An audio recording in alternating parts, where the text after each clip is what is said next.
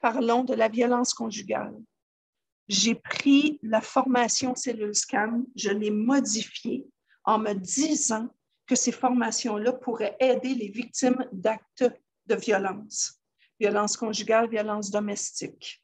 Je parle également d'enfants et je parle également d'adolescents qui sont pris avec le proxénétisme. Voir venir le coup. Alors, le programme de formation Zéro Violence, c'est un programme qui va aider les victimes à comprendre, encore une fois, le modus operandi du manipulateur, de celui qui est devant elle ou devant lui, et à comprendre que la menace s'en vient. Même au tout début, avec quelques mots, quelques gestes, quelques tons de voix. Mais pour ça, il faut comprendre le profil opérationnel d'un malveillant. Et ces gens-là, ces victimes-là, n'ont pas cette formation-là. Alors, pourquoi ne pas leur donner cet outil-là?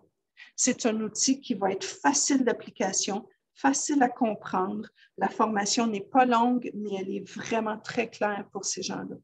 On va aborder la notion de feeling et de perception. Je vais redonner confiance à ces victimes-là pour qu'elles passent à l'action avant que le coup soit donné. C'est le but. Ces formations-là sont pour les personnes qui sont victimes de violence, pour les jeunes adolescentes qui sont victimes de proxénétisme, pour les intervenants et autres aidants qui vont pouvoir aider les victimes, mais qui vont, eux, être capables de questionner les victimes pour faire ressortir l'information pour les aider davantage. Aider les familles, une formation dédiée aux familles, aux amis qui veulent aider leurs proches qui sont aux prises avec de la violence domestique. Comment ouvrir la communication? Parce que souvent, ces gens-là ne peuvent pas intervenir parce que ceux qui sont victimes de violence ne veulent pas en parler. Alors, comment ouvrir les questions, ouvrir la communication?